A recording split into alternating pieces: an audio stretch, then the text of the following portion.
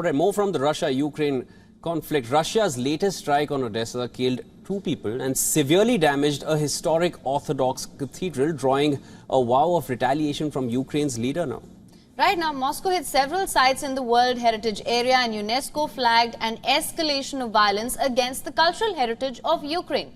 Now, this attack came as Putin met Belarusian counterpart for talks in Russia and claimed Kyiv's counter-offensive had failed.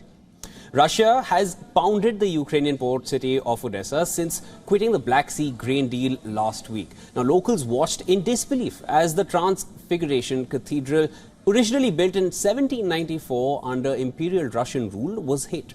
Clergymen rescued icons from rubble inside the badly damaged shrine, which was demolished under Stalin in 1936 and rebuilt in the 1990s after the collapse of the Soviet Union. Now, the Ukrainian government condemned the cathedral strike as a war crime, saying it had been destroyed twice by Stalin and Putin.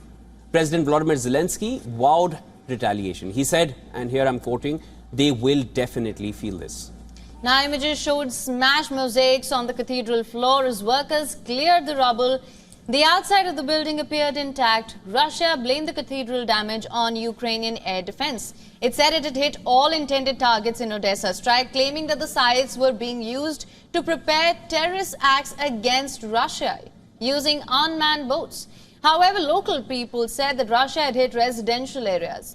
Russia launched a wave of attacks on the Black Sea port this week after exiting the deal, as we mentioned earlier, between Moscow, Kyiv, Istanbul and the United Nations, allowing the safe passage of cargo ships. Ukraine has vowed to find a way to continue exports from the ports. It said Russian strikes on Odesa were an attempt to prevent and neutralize international efforts to restore the functioning of the grain corridor. As Odessa cleared rubble from the Russian strikes, Putin hosted his closest ally, Belarus leader Lukashenko, in his native city of St. Petersburg. Both leaders were dismissive of the Ukrainian counteroffensive to take back land captured by Russia. Now, at the meeting, Lukashenko said there is no counteroffensive before being interrupted by Putin.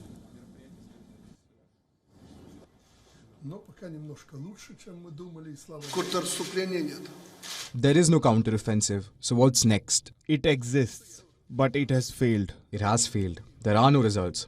What is next, as you've said, very precisely? They've started involving Poland.